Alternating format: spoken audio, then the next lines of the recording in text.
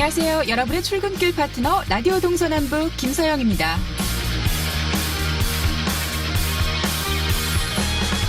국방개혁으로 군부대가 해체되고 군장병의 수가 줄며 어려움에 빠진 접경지 소식 여러 차례 전해드렸는데요. 강원도에서는 일단 그 해결책을 관광에서 찾으려는 것 같습니다. 최근 식도락 여행 트렌드에 걸맞게 이색 먹거리를 개발할 계획입니다. 강원도와 접경지역 지자체에선 내년 초 3억 원을 투입해 평화지역 먹거리 킬러 콘텐츠 활성화 지원 사업 용역에 착수하기로 했습니다. 아직 확실한 건 아니지만 지역별로 아이템의 윤곽은 드러났는데요. 일단 철원은 직탕 관광지와 연계해 수제맥주 거점을 조성할 계획입니다. 양구의 아이템은 별난빵인데요. 빵공장 체험 프로그램을 고려하고 있습니다. 바다가 있어 먹거리가 풍부한 고성은 해상에서 즐기는 피쉬앤칩스와 대문어를 활용한 신메뉴를 개발한다고 해요. 이제까지 접경 지역의 관광이 안보 관광이었다면 앞으로는 식도락 여행으로 만들자는 건데요.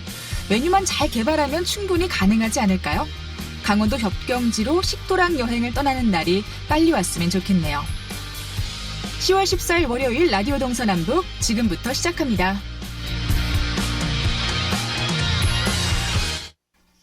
네, 오늘 아침 신문 시작합니다. 강원일보 이하늘 기자와 연결돼 있습니다. 이하늘 기자 안녕하십니까?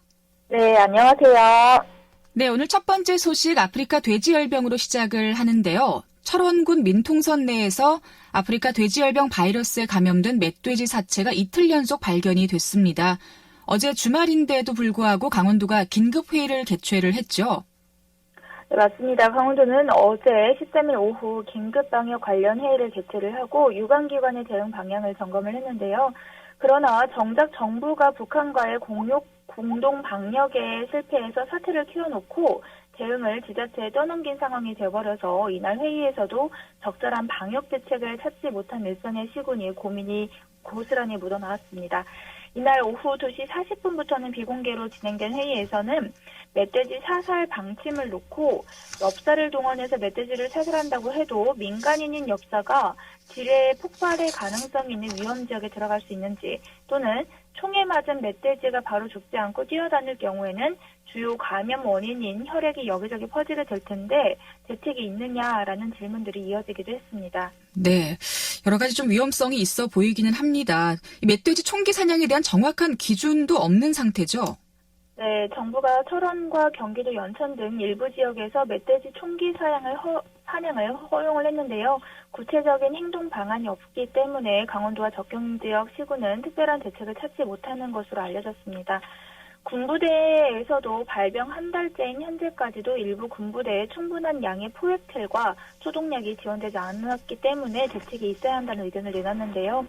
군부대 관계자는 포획틀을 필요한 만큼 확보하는 데 만만치 않은 예산이 소요된다며 엽사도 단순히 지원만 할 것이 아니라 멧돼지가 다니는 길목을 정확하게 파악하는 연구가 필요하다고 밝히기도 했습니다. 네, 지금 가장 큰 걱정이 아직까지 정부와 군부대에서 뚜렷한 계획이 없어 보인다는 점인 것 같아요. 우선 위험에 직면한 강원도가 접경지역을 중심으로 야생 멧돼지들이 민통선에서 남하하는 것을 차단하는 방어선을 구축한다라는 계획을 발표를 했네요. 네, 맞습니다. 이 자리에는 최문순 지사와 박재복 도농정국장, 그리고 최문순 화천군수, 조인묵 양구군수, 최상기 인제군수, 이경일 고성군수, 그리고 허윤 철원부군수와 장지훈 3사단 군수 계획 장교가 참석을 했었는데요. 이렇게 관계자 회의에서 강원도는 접경지와 발생 위험 지역을 연결하는 U자형 차단 방역을 실시하겠다고 발표를 하고 접경지역 5개 지자체와 또 육군 2군단 및 9개 사단으로부터 의견을 수렴해서 민통선 멧돼지 남하 차단 방어선을 구축하기로 결정했습니다. 네, 이 방어선이 좀 제 역할을 잘 해줬으면 좋겠다는 생각이 듭니다.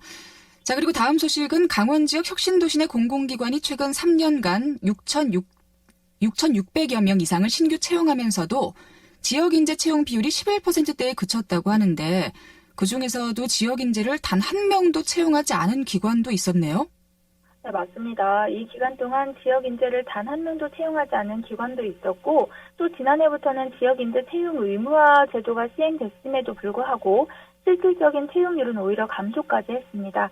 강원도에 따르면 2016년부터 지난해까지 원주 혁신도시 내에 있는 11개 공공기관은 6,634명을 채용을 했는데요. 이 중에서 지역 인재는 11.1%인 740명에 불과했습니다.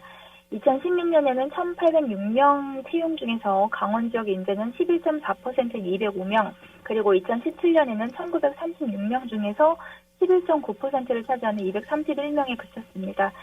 지역인재 채용 의무화 제도가 처음 시행된 지난해에는 지역인재 채용률이 29.1%로 급상승하면서 전국 혁신도시 중에서 2위에 올랐었는데 사실 제도 설계상에 허수가 있었다는 것이 강원도의 분석입니다. 네.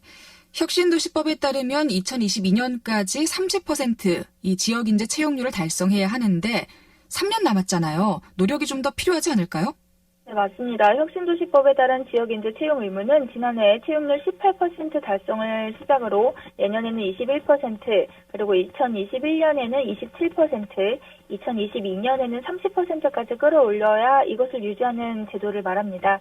그러나 연 채용 인원이 5명 이하이거나 경력이나 연구직 채용, 그리고 본사가 아닌 지사에서 채용하는 경우 계약직 채용 후 정규직 전환 조건 등은 예외로 인정하게 되고 있습니다.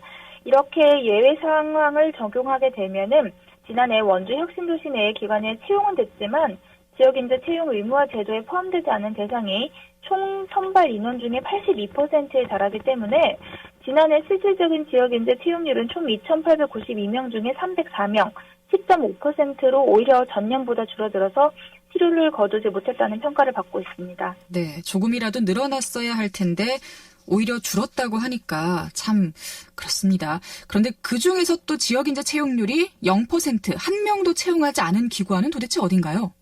네, 기관별로 살펴보면은 한국광물자원공사는 3년 동안 전체 채용 인원이 5명에 불과했고 지역 인재는 단 한 명도 없었습니다. 도내 공공기관 중에서 가장 규모가 큰 국민건강보험공단은 3년 동안 원주 혁신도시 전체 채용 인원 절반에 육박하는 3,080명을 뽑았는데 강원도 출신의 인재는 328명, 10.6%에 불과했습니다. 이에 강원도는 원주 혁신도시 내 11개 공공기관과 함께 오는 29일 강원도 지역 인재 채용 협의체를 출범시키고 채용률을 끌어올리기 위한 방안을 본격적으로 논의하게 되는데요. 강원도 관계자는 원주 혁신도시에 입주한 공공기관 특성상 본사보다 지사 인력이 더 많거나 기관 통합 이슈 등으로 채용을 줄이는 경우가 있기 때문에 타 지역에 비해서 지역인재 채용에 있어 불리한 부분이 있다고 설명을 했는데요. 이달 말에 출범하는 협의체를 통해서 문제점을 보완하겠다고 말했습니다. 네, 좀 좋은 보완책이 나오기를 기대를 해보도록 하겠습니다. 자, 오늘 아침신문 이하늘 기자와 함께 이야기 나눴습니다. 고맙습니다. 네, 감사합니다.